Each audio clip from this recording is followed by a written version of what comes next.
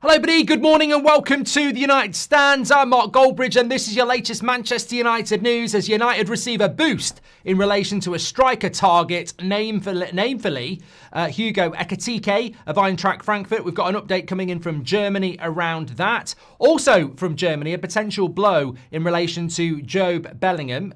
He could be heading to Germany like his brother and not Manchester United. I don't know whether you're happy about that or not. We'll talk about that. Casemiro refusing to budge. That is problematic. We'll talk about that, of course, as well. I also want to, and I'm sure we will get time to, delve into the nonsense, I would say, that is being spouted around swap deals. We are still being spoken about in relation to swap deals for Mainu or Garnacho or Rasmus, and I don't think people are actually understanding how unlikely and how bad. Look, we're run by business people. We're not run by football people. If you're run by business people, maybe, swap deals are a very bad idea. And we'll talk about why they're a very bad idea, but why some lazy journalists keep talking about it, because it just won't work for Man United. You can't make money on a swap deal. So all the pure profit would not come in if we did a swap deal with Garnacho for Osman, for example. So we'll talk about that as well. Great morning. Hope you're doing well. Football's back to some extent. We're going to be live for the FA Cup games. Both games today on That's Football. Looking forward to that. Back at Baller League on Monday as well. So, and then Premier League football's back on Tuesday, and I'm going to drop the preview. I might do the preview live tonight at 8 o'clock. Sod it. I'm feeling football back today. But look, March international break is basically over, and we've learnt a lot over this March international break, and we're going to talk first of all about Hugo Ekitike. But before we do all that, I just want to give a big shout out to one of my mates, Barry Reid. I actually watched the 99 final round his house at his house party. I have mentioned him before, all because of love. He's actually in a band these days. He's doing really well out in Ireland. I've dropped the link in the live chat and I'm going to pin it in the video description as well. Please go and check it out. Even if just 10% of you go and give it a listen, it will be a massive boost to him who is, trying to get his career off the ground. I really like the song. Go and give it a listen, all because of love and support people from this community, which, we want to do. Check it out. Really good song. It's the weekend. You might like it while you're cutting the grass or, could be doing that. We're not sponsored by Manscaped. Check it out. All because of love. Well done. Right. Let's start off with Hugo Ekitike. This is coming in from Plettigol, who is a Germany-based Sky journalist, and he is saying that Eintracht Frankfurt, which is where Ekitike plays, are aware that Man United are seriously considering Ekitike as a target for the upcoming summer. They expect his departure, but are demanding 80 million euros. So I would say that sort of yesterday, we're being told that Jonathan David isn't a target for Manchester United. We've already been told that Osman and Gyökeres are out of reach for Manchester United. So where do we go next? Now, I want to sort of run a poll here. Where would you rather go? Because at the moment, I feel like we're being pushed towards Delap, and I'm not actually over the moon with Delap. I'm really not. Ex-Man City, Ipswich striker. He's got Rasmus vibes, really. It's another striker that I think is going to be a problem. And in the sense that we're going to have to develop him. He's got to get used to Old Trafford, 75,000 fans, expectation. One of the big things I've always said, and people get in the comments, you always do, you have a different opinion, that's absolutely fine. Ekitike or Delap, get in the chat, right?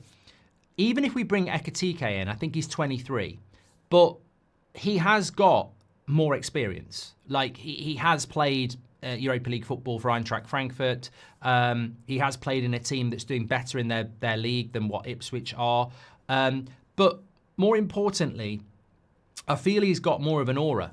And what we really struggle with Rasmus is that he doesn't have the aura to turn around to Bruno or Garnacho or Ahmad or Xerxes and say, give me the fucking ball.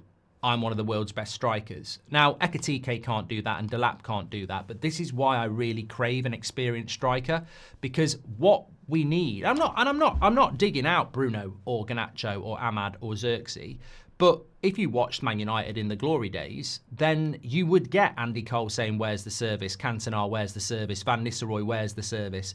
And they could demand the service based on reputation. And I think bringing another young striker in, it's the one area of the pitch where we all know we need some experience. And it's not, but what is that experience? Why do we need a 26-year-old over a 22-year-old? And for me, it does come down to that. Know-how, confidence, but also a gob on them to say, I'm the guy, stop bloody shooting, stop taking an extra touch, put the cross in towards me, play me in. And I think that's why we need an experienced striker. But as I said last night, I think that Delap is where we're ending up at the moment. So having a story this morning that Man United are at least interested in Ekitike is a positive for me, because I'm not too sure about Mateta, Delap. At least with Ekitike, I think he's got Isak vibes, not in relation to the way he plays. And I don't know whether Man United will get him. We'll talk about that in a minute. But he has got that sort of feel that in his early 20s, he leaves Frankfurt, he comes to the Premier League, and in 2 or 3 years, he's the next Isak scoring loads of goals. And I think he's got that sort of element to him, which is probably why we won't get him. But I tell you what, people say you're sometimes a bit negative. If we can sign Ekitike, I'll be over the bloody moon.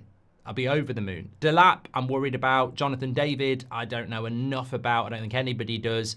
Gyökeres, Osimhen, I'd be over the moon with. Ekitike, I'd be very happy with as well. Mateta, again, I'm just not too sure about Mateta. It doesn't, you know, what is he, 28? Nothing wrong with being 28, but for me, Gyökeres, Osimhen, Ekitike, be very happy with. Any of the others I've just mentioned there, I'd be a little bit concerned about. But look, he will leave Eintracht Frankfurt in the summer. There is no question about that. And they will want around 70 million quid for him. Now, whether that means it's a no, because it's a no for 26-year-old Gyökeres at 70 million, and it's a no for 26-year-old Osimhen at 70 million, but would it be a no for 22 or 23-year-old Ekitike? I can't remember how old he is, actually. I'll just double check that for you. At 70 million, well, it might not be. They might, well, it's 22, it'll be 23 in June. United might go, you know what, we will give you 60 million pounds for Ekitike at 22 or 23, because in 5 years' time, there'll still be a resale value, and we'll give you 15 million every year for the next 5. So we'll actually give you 75 million. So we might do a deal like that. And what I will say is, there's a lot of, oh no, we can't, forget it, we won't sign him at 70 million, but we've signed Euro at 55 million because we spread it out over 5 years. So this is a deal that maybe Man United could do. And I'm not going to sit here this morning and say we're not going to sign Ekitike because they want 70 million. I don't think we're going to sign Osimhen or Gyökeres because of their age, but Ekitike is 3 years younger, and you might be able to spread that out more. So we might do that deal. We might look at that deal. But obviously it depends on competition from other clubs. I think he's a really good player. I think he's a good all-rounder. He's quick, he's strong, he's relatively tall. He's good on the link-up play. He can score goals. He's still got a lot to learn, but I think he's got the aura around him. We were looking at him when he was at PSG. And I think that if Eintracht Frankfurt hadn't sold Mamouche in January, they'd be my favourites to win the Europa League with Bilbao. So, you know, they're a very good team as well. So I think it's one to watch. Certainly, I think it's one to watch. It's a proud father moment, says Father Kai. Can you say congratulations to my friend Josh? He finally got some late last night. Okay, lovely stuff. Thanks for the super chat there. I would be over the moon with Delap. He's managed to get 10 goals in an awful side, and he's homegrown, says Ollie. Yeah, I mean, Ollie, I'm not arguing with you. It's not that deep for me. I don't get good feelings about him. Red Devil Girl says, why not go for Agi Hoa? He's 6'4", physical and fast. There's plenty of other options out there, and I don't know loads about that player, if I'm being honest. And we may end up doing what we did last summer where, you know, you get all these people talking about loads and loads and loads of signings, and we end up getting somebody else that no one's really been talking about, and I'm quite open to that. I think that with Delap, just to answer that question before, I've seen him. He's decent, but I don't see a Harry Kane there. I don't see a Lewandowski there. I don't see an Osman there. I don't see a Ollie Watkins there. I don't see that level of striker in 5 years' time, and that's what you've got to be buying. And I don't see that at the moment. And maybe it's because he's playing for Ipswich. But you know what? I think sometimes players are just decent, and they get overhyped as being top class. And to me, he looks decent. And I grew up in an era where, yeah, you had Alan Shearer playing, you had Ian Wright playing, but you also had a lot of decent strikers like Chris Armstrong, Stan Collymore. You know, they were just decent. They didn't play for England, really, because we had Ian Wright, we had Robbie Fowler, we had Alan Shearer, we had Teddy Sheringham, we had Andy Cole, we had Les Ferdinand. And then you had some okay strikers like, you know, Chris Sutton and Stan Collymore and Chris Armstrong. And I just think that with the lap, not everybody is the next big thing. And I think in the modern football world, every young player is going to be the next Harry Kane or the next, you know, whoever. And I just don't, I just don't get that feeling with the lap at the moment. If we buy him, I'll back him. 100%, you know I will. Having an experienced, proven striker means that we can probably highlight the creative issue in the team. Having been there, done that, striker allows for leeway to get used to United fans, etc. I agree, Patrick. Thank you very much for your super chat. I just think that the experienced striker thing sometimes, quite rightly, gets scrutinised as, oh, people just say that, you know, and people do just say, oh, we need this, we need that, we need to change the manager, this, that, and the other. But why? Why? Having an experienced striker to me is really about the aura. It's about the personality. It's about the I score goals, I'm proven, I'm not scoring goals because you're not giving me opportunities. And I think when you've got the aura to say, I've been at this club for 3 months and I've got 2 goals, it's because of you lot around me, not servicing me, it makes a difference. Whereas if you're a 22-year-old, 21-year-old, I don't think you get listened to as much because you're already dealing with, well, is he that good? You know? Whereas if you come in and you know you're good and you've proven you're good and you're not getting the service, I think it's a bigger statement. Moving it on, we can come back to that. So Ekitike sounds interesting. Just very quickly on Plettigol as well, before we talk about the Casemiro story and the Osman swap deal. This also came in from Plettigol last night, so German-sourced news. Leipzig, RB Leipzig, are seriously interested in Jobe Bellingham and have held initial talks over a possible summer transfer window move. Leipzig have gathered all the information, but the package at the moment is a little bit too expensive. The talented 19-year-old midfielder is under contract with Sunderland until 2028, but a summer move is likely. Numerous inquiries have already been made, and that is coming in from Sky News Germany, and obviously Leipzig are there. And it would be a well-trodden path. It's a path that I believe the Bellingham's agent is their dad, or at least they have a very, very close relationship with the players, not just in a paternal sense. Jude Bellingham going to Dortmund was the best thing he ever did. And Jobe Bellingham going to Germany may be a path that they want to follow again. Now, I don't know what the appetite is in the fan base for Manchester United to move for Jobe Bellingham. Again, I would say the same as what I've said about Dibbling and what I've said about Delap. These 3 players should not be our summer. Our summer should not be Dibbling, Delap and Bellingham.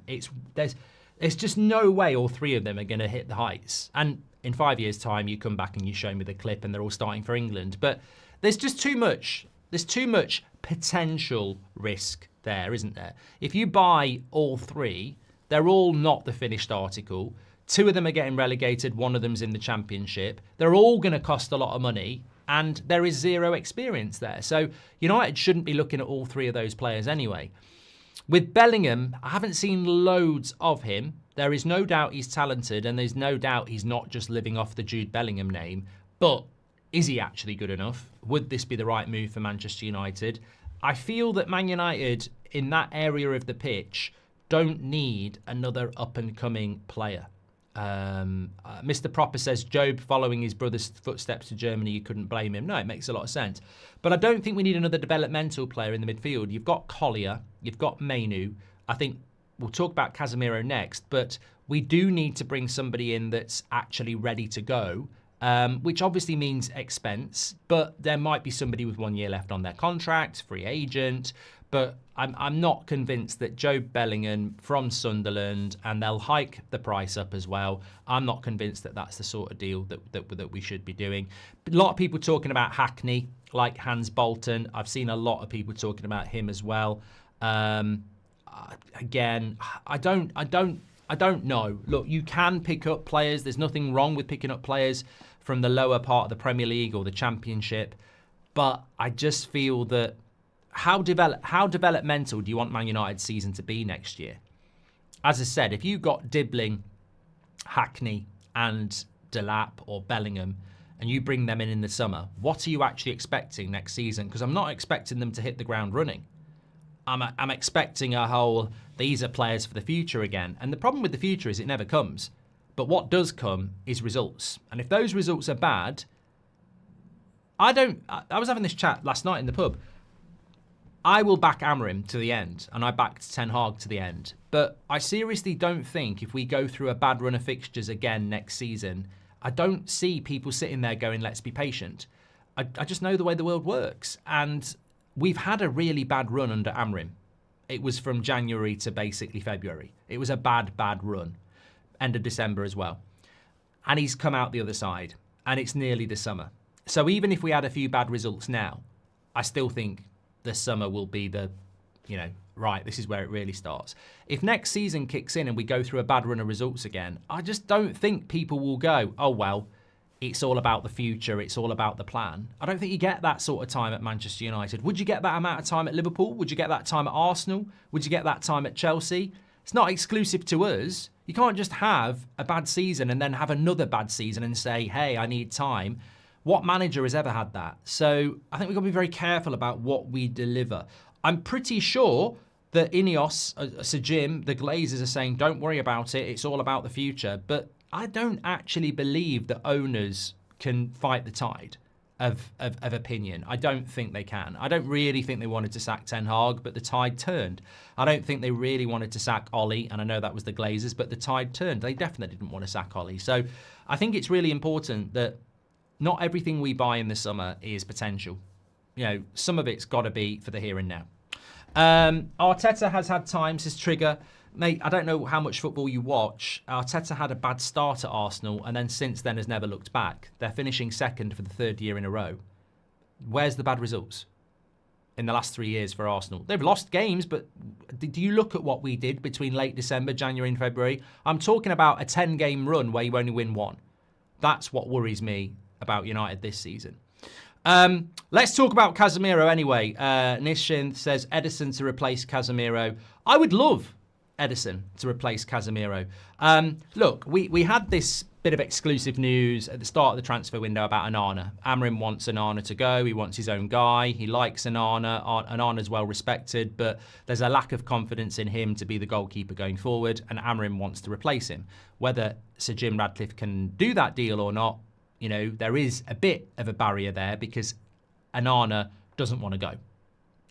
There is interest from Saudi, but Onana doesn't want to go. We could do a deal with Saudi for Onana very, very easily. We could recoup our money. We could replace him, but Onana doesn't want to go. So we've got to be very, very, it'd be very interesting to see what happens with that. But Amorim does want to move him on.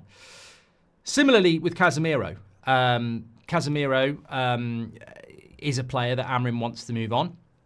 Again, this is not rocket science, this bit. It's logical, but there is a little bit that we have been told. So with Casemiro, first of all, Amorim didn't use him for about 2 months. He only started using him, even though he was fit, he only started using him when he had an injury crisis. And in the last few weeks, Casemiro's done okay. But Amorim doesn't see Casemiro as part of his vision. Obviously, I think Casemiro's 32, 33 now. The wage is something that Sir Jim wants to move on, but the player is something that Amorim wants to move on. He wants more from that role in that position, and he wants to replace Casemiro. But what we're hearing again is that Casemiro is settled in Manchester, is comfortable with his life. Obviously, international career would like to be playing, but isn't really part of those plans anymore, and is happy with his life how it is. There is no real motivation to win his place back in the Brazilian midfield. And all he has in front of him really is retirement, Saudi, MLS and money. And he's not actually that arsed about doing it at the moment. He has another year, I think, maybe another 2, but certainly another year on 350k a week at Manchester United, where he's relatively content. And moving him out of United this summer is a major concern. And that was from yesterday. So, well, look, I mean, we know Amrin wants to move Casemiro on. I'm sure a lot of you want to, but he is not in a position, actually factually, not in a position where he's knocking on the door going, I'm not playing enough football, I'd like to move on. He's not. Because he knows, and I will double check this because I should have checked it before. Basically spent most of my time preparing for the swap deal chat we're going to have. Casemiro knows that he'll be able to play in Saudi in a year. And his contract is up in a year. So the stance of Casemiro effectively is 1 more year in Manchester where he's happy on 350 grand a week, and then he's free to make a shitload of money because he's free in a year. Or push for a move now, probably have to take a pay cut unless he goes to Saudi.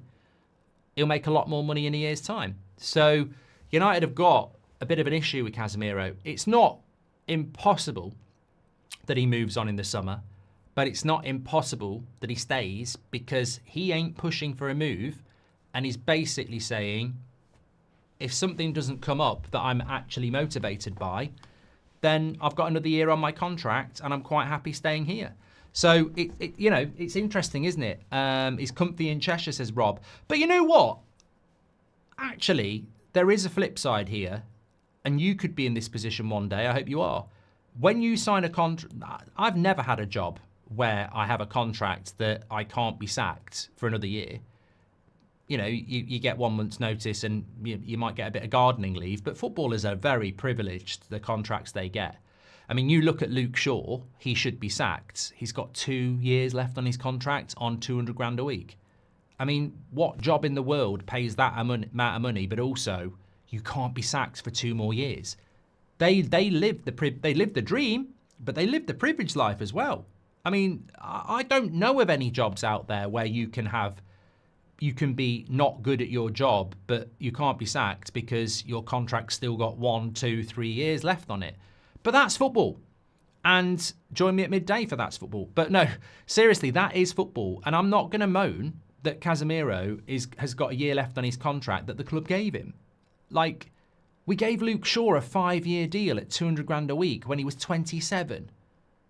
I mean, what moron didn't think he might get loads of injuries in his late 20s based on what happened to him in his teenage years? So we've given the contracts out. We suffer as a football club, but realistically, the blame goes back to the people who give the contracts out, doesn't it? That's what it does. So, look, I think with Casemiro, I see a lot of people talking about Casemiro will go in the summer. I think it is really important to reiterate that it's not set in stone. A lot of people start predicting what's going to happen in the summer. We'll get this amount of money for him. We'll get this amount of money for that. And I don't agree. I don't agree that he will definitely go. And as I said, the situation from the club is, yeah, obviously it's logical that they'd like to move him on because of his wage and his age and his lack of playing opportunities under Amrin. But he's got a year left on his contract. And this happened with Eriksen last summer. This happened with Lindelof last summer. A lot of players these days, and keep this in your head, a lot of players these days with 1 year left on their contract are reluctant to go because it's 1 year and then they make the money, not the club. So if I'm Eriksen last summer and Benfica want to buy me for 5 million, but they can't afford my 120k a week wage or 150k a week wage, they can only give me 80. Why would I go unless I'm so desperate to play? I'd say, thank you for the opportunity. I'm on 150 grand a week. I'm going to wait a year on 150 grand a week. And then next year, I'll get 150 grand a week because I'll be free. So 1 year left on your contract. Very, very dangerous. Keep an eye on that. Simply Red says, why would they want to go when they got a good deal at United? This is not on them, nor should they be hated for it. This is on the negotiators. I completely agree, Simply Red. What I will say is, though, I wish Casemiro would go. From a footballing point of view, we need to replace him. I want him to be sold. But I don't begrudge him sitting on his arse earning 350 grand a week on a contract we gave him. I agree. Experience is a must. If we don't get some in, I feel like we'll be set back a few seasons. Patience for potential shouldn't be what we hope for, says John. Thank you very much for your super chat, John. I just want to bring in here about swap deals as well. Now, I am predominantly using what Swedish Rumble on Twitter has used a few times. But I think it's really important because I'm getting a little bit tired of hearing about swap deals for Osimhen. They make absolutely no financial sense for Manchester United. So there are people out there, journalists, who should know better. Man United fans probably wouldn't. But look, let me explain this. If you ever hear another story about an Osimhen swap deal, keep this in your head as well. Just like I said about players with 1 year left on their deal, probably ain't going to leave. They'll wait it out and make the money themselves. We can't do a swap deal with Garnacho and Osimhen. We can't even do a backdoor swap deal with Garnacho and Osimhen where they give us some money and then next month we sign Osimhen, because UEFA would still see it as a swap deal because it's so close together. We can't do a swap deal with Garnacho and Osimhen, right? Because it will financially destroy us. And the way swap deals work is like this. The only benefit of a swap deal is if you do it one homegrown player for another homegrown player. Like loads of clubs did in June last year. Everton did it with Chelsea. Chelsea did it with Villa. Villa did it with Newcastle. And they were all homegrown players. And the reason that works is their book value is 0. So you can basically say, well, we'll give you 30 million if you give us 20 million and it's pure profit, etc. La, la, la. Where it becomes an issue is when it's not homegrown players being swapped for homegrown players. I.e. Victor Osimhen, 26, Napoli, 60 million release clause, and Garnacho, homegrown player, Man United. The way a swap deal works is it's based on the book value of the lower player. So if we did a swap deal with Garnacho and Osimhen, it doesn't matter whether United say Garnacho for 100 million and Osimhen for 200 million, so, you know, there's 100 million profit, whatever. You can't do that because the rules state it must be done on book value. Garnacho's book value would be 0 as a homegrown player. So if we did a deal on paper that said Garnacho goes to Napoli for 50 and Osimhen comes to United for 70, the way they do it is they don't do it based on the 50 and the 70. They do it based on the book value of Garnacho, which is 0, and the difference between the deal that we do. So 50 to 70 is 20. But basically, they just go, well, the value of Garnacho is 0, and then 20 million is going to Napoli, so the value of Osimhen is 20. It sounds preposterous, but effectively, that's how they do it. And what happens there is, we pay £20 million out and have a 0 value for Garnacho for FFP purposes. So we're selling Garnacho, if we do, to make pure profit of £50 million. If you do a swap deal with Osimhen, his value is 0. So we don't make anything on FFP or PSR. It's just 20 million that goes to Napoli because it's a homegrown player for a player that's not homegrown. Similarly, Rasmus and Osimhen, Rasmus's book value at the moment is about 38 million.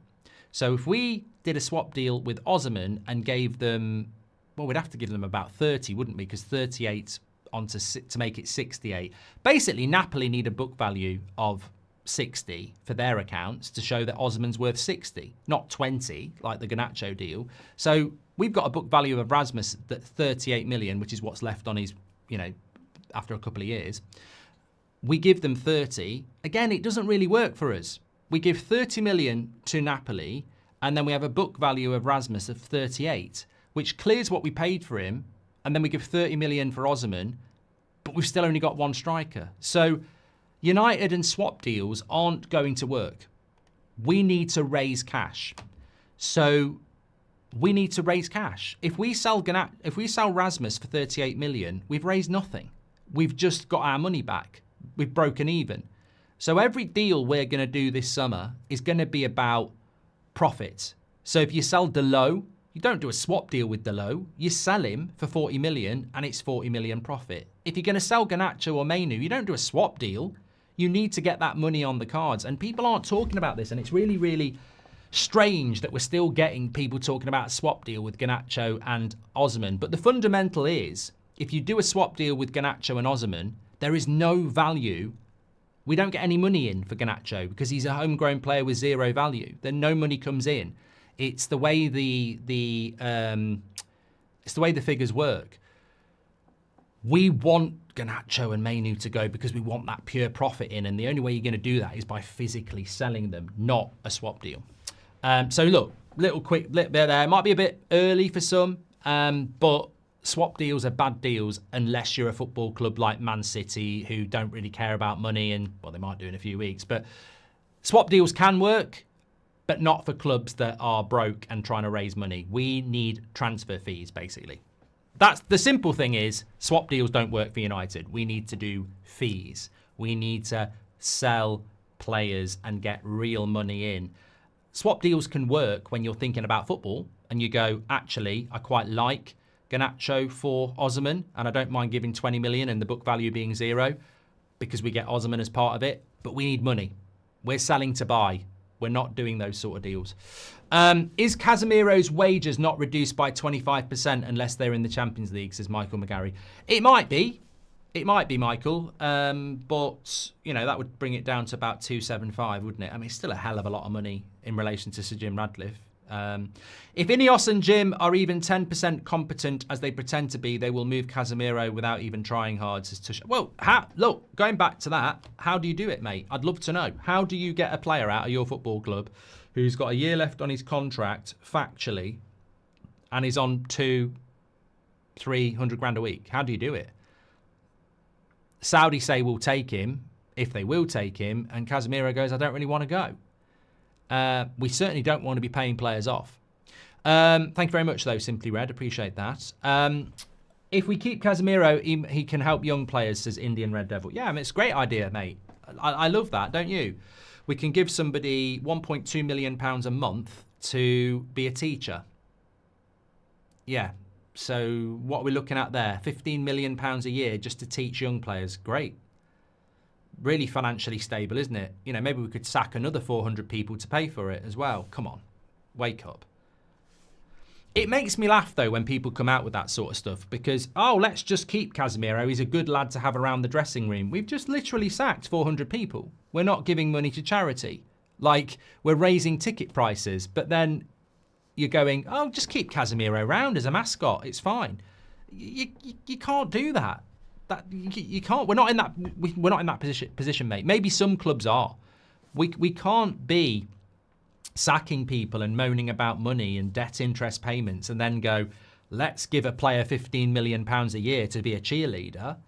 It's completely and utterly bizarre, surely. Ekitike or Delap? 70% of you would go Ekitike over Delap, 30%. I don't rate. No, that's not the right word. I'm not convinced about Delap. I'm just not convinced about Delap. I'd go Ekitike, yeah, definitely. Ditto says it's better than having him sit on the bench doing nothing. No, it's not, mate.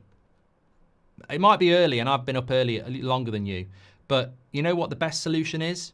It's the same with Rasmus. It's the same with Anthony. It's the same with Rashford. It's the same with Casemiro. It was the same with Donny.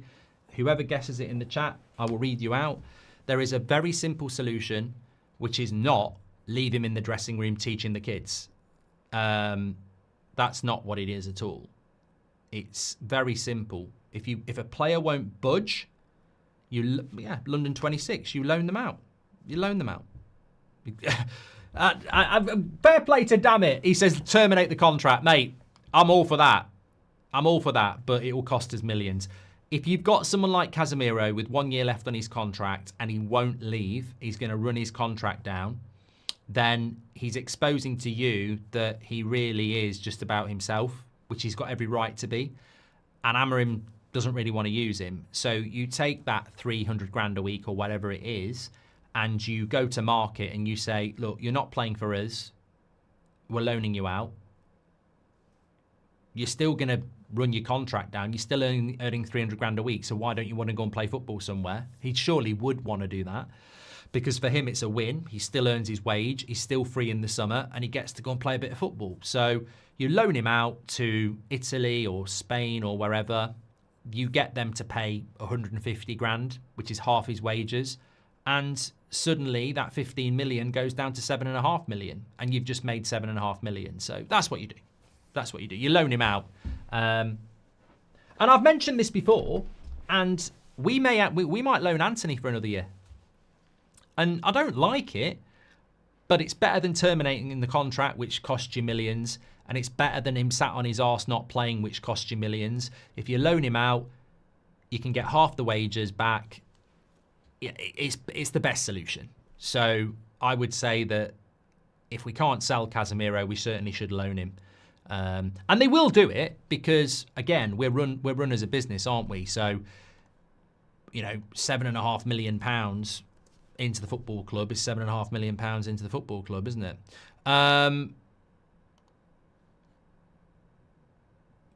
Somebody just said Sir Jim Radcliffe's has done an interview. I don't know where that is. Let me just have a quick look. Maybe have a look at that one later.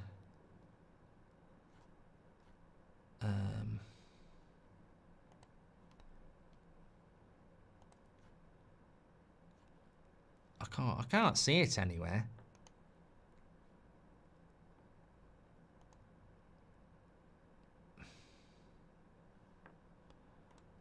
I can't see that. Maybe we'll cover it a little bit later anyway. Let's have a look. BBC Sport. It's with the BBC. I've just been on their website. 1 minute. 1 minute. I'll be back. I'll be back.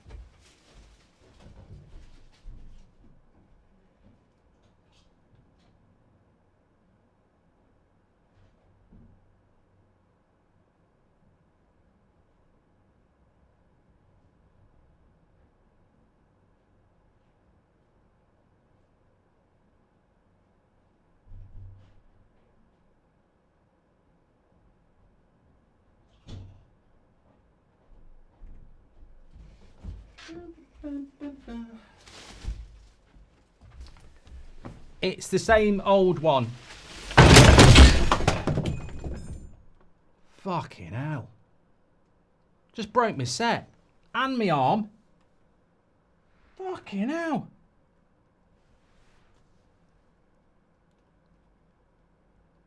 I can't believe... I was like, there's people playing that back going, we were 1 inch away from Goldbridge dying. I can't fucking believe what's just happened there. That is like... Oh. There's me picture. Smashed. Oh, God. The water's gone everywhere. I'm in shock. Fucking hell. Well, honestly, right, that wasn't screwed into the wall. It was up against the wall to screw in later.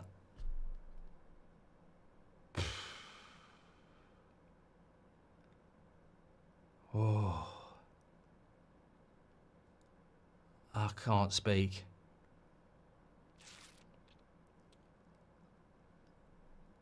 VAR. Well, I don't know whether my new set's broke forever now. It does not looking in a good way, bruv. Oh, I'm in shock. Okay. I'm all right. You know, sometimes when you've got a big gash on your arm or something like that, there's no blood. You know, I am in a bit of shock, but there is no injuries or anything. Bloody lucky. Bloody lucky. I'm still alive. Right, I've got to fix that, and I'm back live at midday. Why don't we get... Michelle wants to talk about PSR. Actually, I've hurt my finger. Yeah, that's okay. All right, better end it. let me just read this. Michelle says, why don't we get PSR and FFP concessions for the debt interest from the Glazers leverage buyout? We are the only club that suffers from this. Yeah, good point. Good point. I tell you what, Luke Shaw would be out for 12 months with that. No foul. VAR, there was no foul. Fucking hell. I don't think if the other one had come down, I don't think the chair would have helped. If I'd whipped that one behind me. Anyway, thanks everyone for watching. Make sure you smash the like on the video. I will be back at midday on That's Football. I need a drink. I'll speak to you in a bit. Red Devil Girls laughing. You wouldn't be laughing if it was knocked out. Probably would. There would be people there will people be gutted that I've survived that. Take care. Speak to you in a bit. I've got to go and screw it in.